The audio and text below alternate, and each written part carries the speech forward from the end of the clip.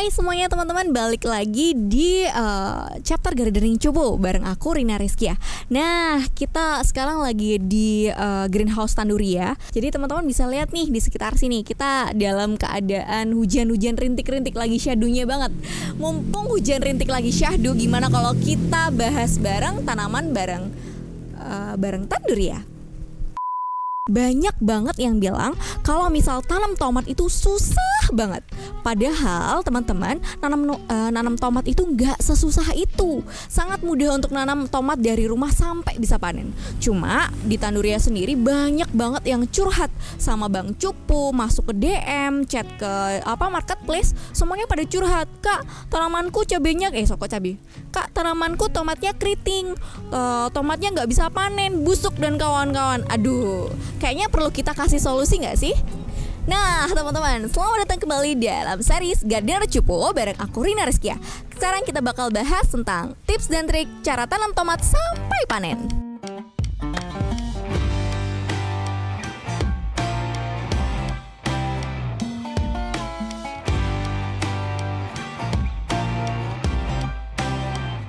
Oke, di Gardener Cupu hari ini kita bakal jawab semua permasalahan itu, brother. Jadi kita di sini bakal bahas gimana sih cara nanam tomat dari mulai semai, terus perawatannya, pindah tanam, dirawatnya, kasih nutrisi sampai dia panen. Gimana? Mau cek? Let's go. Nah, tapi sebelum kita masuk ke bagian pembahasan, kita bahas dulu yuk apa aja sih fakta unik tentang tomat.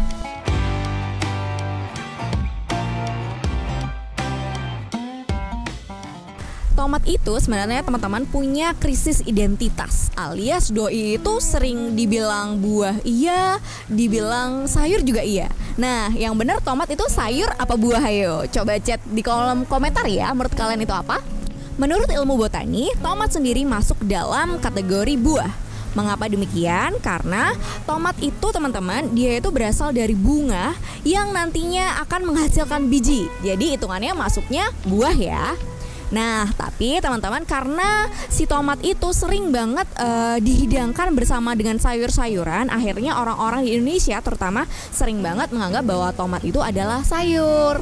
Tapi kalau teman-teman masih kekeh nih, kagak itu bang, itu mah bukan buah, itu sayur. Boleh gas kolom di komentar, silahkan bertengkar.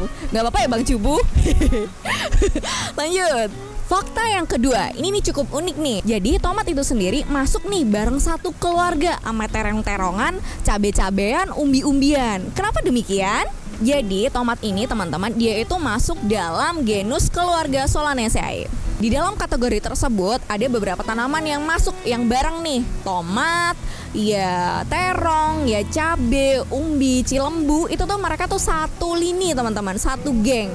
Nah, maka dari itu teman-teman, sering banget teman-teman curhat masalah cabe, tomat, terong, tembakau, mereka semuanya sama, satu lini lah. Mungkin teman-teman kalau punya masalah itu bisa terjawab ya di video ini, gimana caranya biar nggak punya masalah tersebut. Oke, selanjutnya fakta ketiga yang paling mencengangkan. Si tomat ini dia itu masuk tanaman yang biseksual. Hayo, apa itu? Nah, maksudnya biseksual itu teman-teman, dia itu termasuk ke dalam tanaman yang hermaprodit. Apa sih itu? Jadi di dalam satu bunga tomat itu sendiri, di dalamnya tuh udah ada putik dan benang sarinya langsung. Jadi udah ada bunga jantan, ya juga ada bunga betinanya. Nah, karena kondisi tersebut, si tomat ini bisa polinasi dirinya sendiri tanpa perlu bantuan dari luar.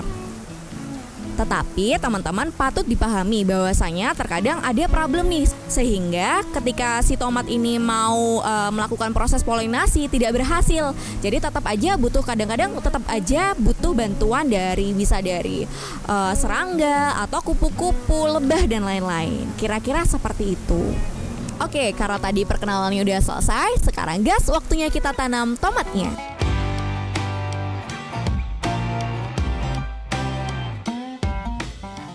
Oke, yang pertama yang harus dilakukan ketika kita mau nanam tomat adalah menyemai tomat tersebut.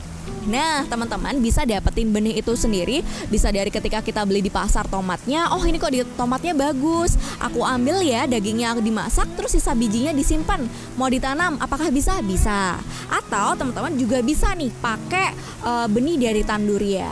kali ini kita untuk prakteknya kita bakal pakai tomat cherry ya teman-teman. Punya benihnya udah, sekarang apalagi nih? Selanjutnya teman-teman bisa merendam benih tomat ini di dalam air. Cukup 15 menit aja.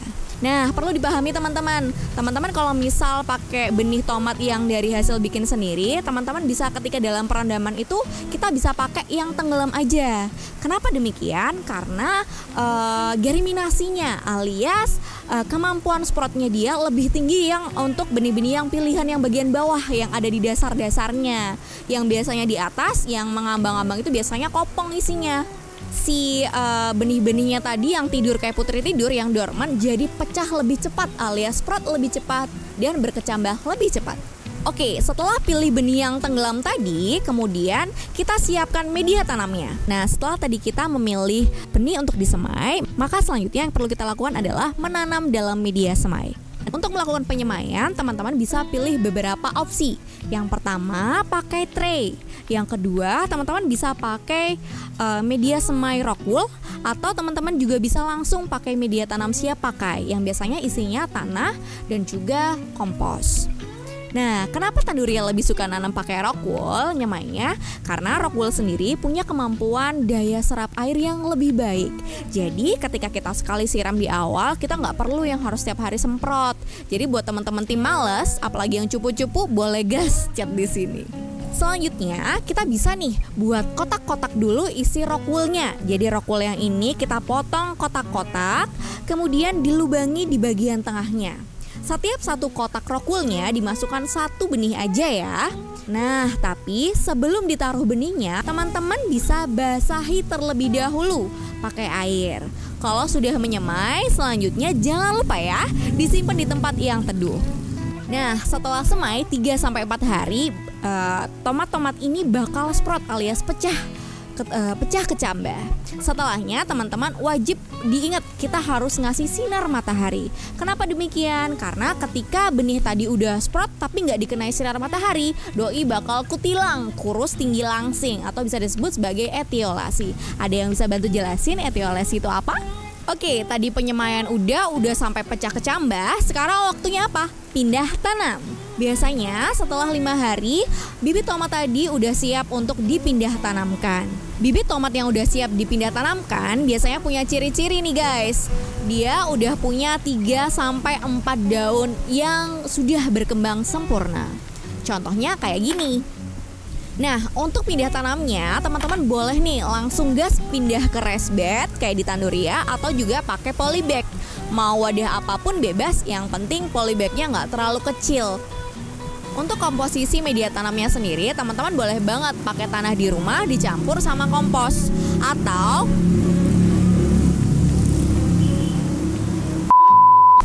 teman-teman kalau mau lebih gampang, teman-teman bisa pakai langsung media tanam yang siap pakai kayak gini.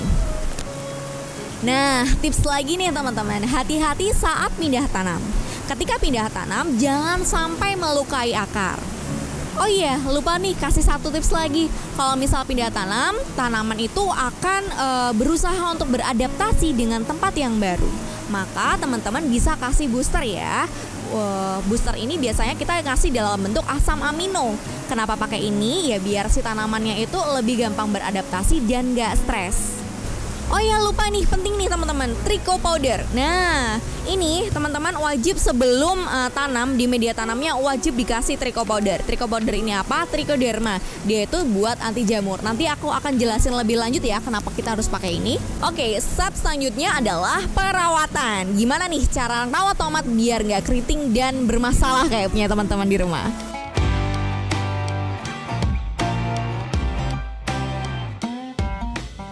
Selama pertumbuhannya, tomat ini pasti butuh perawatan, brother. Nah, dalam proses perawatan ini merupakan salah satu kunci sukses teman-teman bisa panen apa enggak secara maksimal.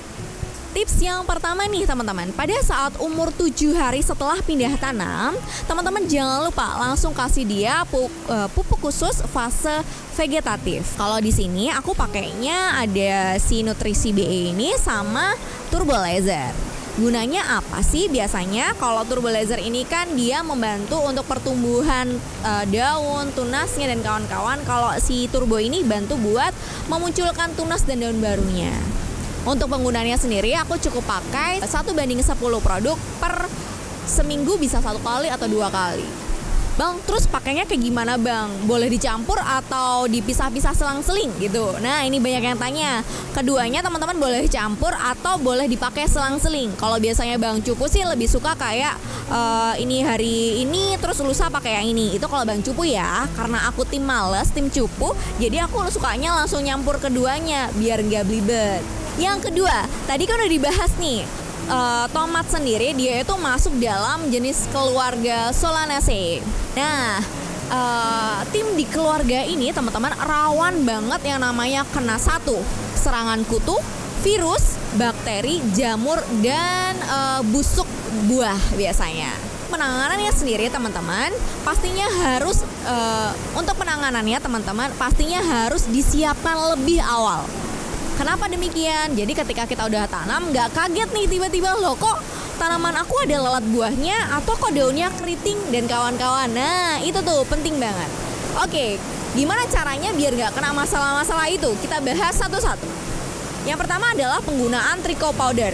Seperti aku tadi bilang, tricho powder ini isinya adalah trichoderma. Trichoderma sendiri merupakan jamur baik yang bisa menghalau jamur-jamur jahat.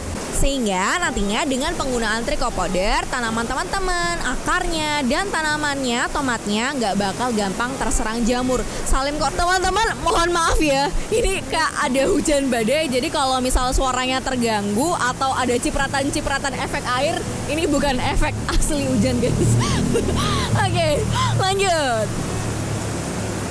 Pastikan menyiapkan pestisida nabati. Kenapa demikian? Tadi udah dibahas, virus, bakteri, jamur dan kawan-kawan bisa aja dibawa oleh hama pembawa. Nah, kita harus nyiapin nih teman-teman. Bisa pakai pestisida nabati dari neem oil atau bisa juga pakai aromatik atau kalau mau bisa pakai bisa bikin pestisida nabati sendiri dari bawang putih ya biasanya. Boleh cek di kontennya Bang Cupu buat cara bikinnya. Untuk penggunaan dari si pestisida nabati ini sendiri teman-teman lebih baik digunakan berselang-seling alias ganti-gantian. Kenapa? Biar si hamanya sendiri nggak resisten alias kebal terhadap satu jenis pestisida yang sama. Yang ketiga, kalau tanamanmu udah keserang virus atau daunnya biasanya kuning-kuning, ada yang keriting di bagian ujung-ujung daunnya, teman-teman harus melakukan pruning ya. Pruning itu gimana? Jadi daun yang tadinya keriting atau yang menguning, teman-teman boleh potong ujung dahannya. Teman maaf, ini ada badai. Lanjut. Nah, tadi setelah dipotong teman-teman, kita harus bikin si tanaman ini untuk dipacu pertumbuhan tunas dan daunnya lagi. Ada backsoundnya.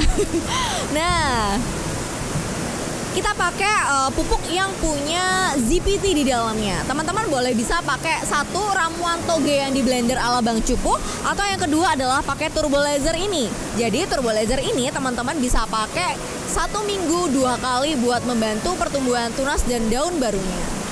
Nah, yang terakhir nih untuk perawatan, jangan lupa pakai pupuk sesuai dengan fasenya. Sama kayak manusia, kita juga harus mencukupi kebutuhan si tomat ini sesuai. Kalau misal tadi di awal fase vegetatif dikasihnya bioelixir, kalau misal di masa pertumbuhan bunga dan buahnya, mereka akan lebih banyak butuh fosfat dan kalium. Kenapa demikian? Kedua unsur tersebut sangat dibutuhkan dalam proses pengembangan buah dan juga pengembangan bunga dan juga buahnya. Untuk mendapatkannya, teman-teman boleh nih pakai ramuan. Satu, bisa pakai air cuci beras atau bisa juga pakai fruit master. Untuk penggunaannya sendiri bisa diaplikasikan ke tanaman seminggu bisa 2 kali atau cukup 1 kali aja, tergantung mau seberapa gas nih pertumbuhannya. Nah, tadi udah nih cara perawatannya. Seperti biasa, kalau Bang Cupu nyuruh bikin video pasti juga nih udah dikasih yang namanya kunci suksesnya.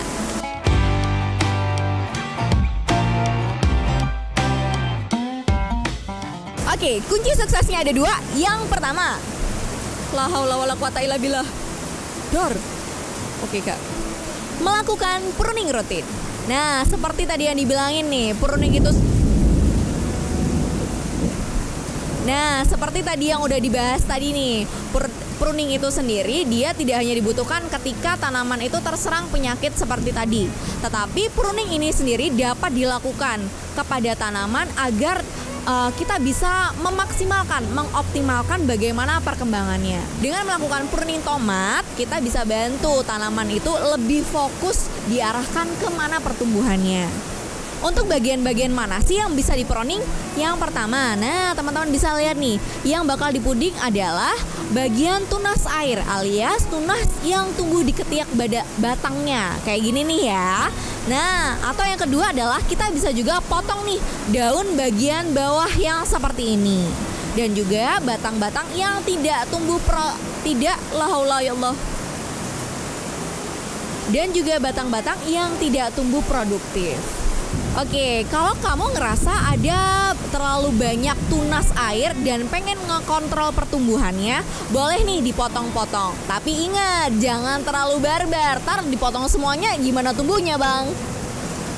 Jadi kita cukup nih pilih-pilih aja teman-teman, mana sekiranya bagian dari tanaman tersebut yang kita mau fokusin pertumbuhannya. Adakah bagian-bagian yang ternyata ini terlihat tidak sehat atau perlu kita potong, itu boleh digas. Yang penting jangan terlalu banyak. Kenapa? Karena daun itu sendiri adalah bagian dari proses siklus fotosintesis tadi. Dia kan butuh makan nih tanamannya. Kalau kagak ada daunnya, gimana caranya dia memasak makanan untuk dirinya sendiri? Untuk melakukan pruning tersebut, teman-teman juga disarankan menggunakan gunting pruning atau gunting apapun yang dia bersih ya teman-teman. La haula ya Allah. Astagfirullah. Ya Allah. Oke. Untuk cara potongnya sendiri, kita potong aja tunas airnya yang deket banget sama cabang utama atau daun yang kegedean. Hati-hati ya, jangan sampai kamu nyakitin si tomatnya. Yang kedua, tips suksesnya membantu polinasi si tomat. Tadi kan udah dibahas nih bahwasanya tomat sendiri adalah tanaman hermaprodit, alias karena doi hermaprodit tadi kita bisa bantu nih si tomat ini biar lebih cepat berpolinasi. Dengan cara apa? Kita bantu polinasi mandiri secara manual. Oke, proses dari polinasi sendiri sebenarnya kayak sama manusia. Kita jodoh-jodohin aja. Bunga jantan dan bunga betina tomat itu tadi kan di dalam satu bunga yang sama. Kita cukup perlu goyang-goyangin aja dengan cara diketuk-ketuk, dijentik-jentikin aja teman-teman. Atau teman-teman bisa juga pakai alat seperti cotton bud nih. Jadi kita caranya diutak-utak aja ke dalamnya. Kita goyang-goyangin cotton budnya biar menyapukan atau mendekatkan si bunga jantan dan bunga betina tadi, polinatornya tadi gitu. Nah, kalau udah kayak gini, semoga aja proses polinasinya lebih cepat dan berhasil sempurna semuanya. Oke, tadi kan udah diajarin gimana cara semainya, ngerawatnya, kunci suksesnya. Berarti sekarang apa? Tinggal waktunya kita panen.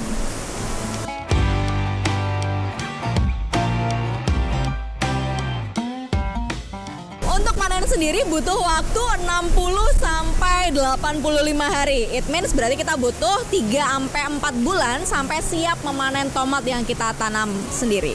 Nah, kalau buat soal panen-panenan kayak gini, teman-teman pasti udah jago kan ya? Kita cukup cari aja yang mana yang sekiranya udah matang dan empuk. Kalau misal ngambil, ingat jangan barbar kayak Bang Cupu, kecabut semuanya kayak gitu. Jadi kita pilih aja yang sekiranya sudah matang. Kalau misal dirasa kayak dicabut itu masih keras, ya jangan dipaksa. Nanti takutnya tanaman tomatnya bakal kecabut semuanya sama tanamannya. Nggak jadi panen dong Bang. Nah, gimana? Mudah kan tanam tomat? Ini aku udah jelasin ya, ambil susah-susah kena badai hujan kayak gini. Awas kalian kalau misal nggak like. Kalau misal udah diajarin kayak tadi, kita udah ngajarin ini caranya dan itu caranya, nggak afdol banget nih kalau kalian cuma kalau kalian cuma nonton tapi nggak ngikut nanam. Tuh kata Thor. Dengarkan Thor berbicara teman-teman. Harus nanam tomat ya habis ini. Atau teman-teman kalau misal yang udah pernah nanam tomat di rumah, boleh dong spill ke aku nih, pernah nanam tomat, punya masalah apa di rumah? Apa ada masalah ketika tanam kayak yang aku sebutin tadi? Atau jangan-jangan, Kak bentar, gue mau sombong dulu nih, gue udah punya tomat beribu atau berapa hektar? Chat dong, tulis dong. Nah, kalau misal teman-teman udah pernah coba nanam dan ternyata punya masalah tomat, punya masalah tanam, boleh banget chat di sini ya, chat di kolom komen aja. Kenapa? Nanti biar dibantu nih sama Bang Cupu. Karina, ada yang minta bikin video ini atau bikin video itu. Boleh guys komen. Oke, udah cukup sekian ya brother. Terima kasih. Kita kayaknya ada di ujung video aja karena hujannya makin seru. Makasih yang udah gabung dalam segmen Gardener Cupu kali ini. Semoga konten hari ini bisa bermanfaat dan teman-teman bisa coba di rumah ya caranya tadi. Sampai jumpa di konten selanjutnya. Jangan lupa like, comment, and share ke WhatsApp keluargamu. Sekalian curhatin kalau ada yang kena hujan badai, boleh komen juga bang. Dah kayak gitu aja ya. Makasih banyak hari ini. Thank you. Salam berkebun ceria. Kembali bareng Tandur ya. Bye-bye.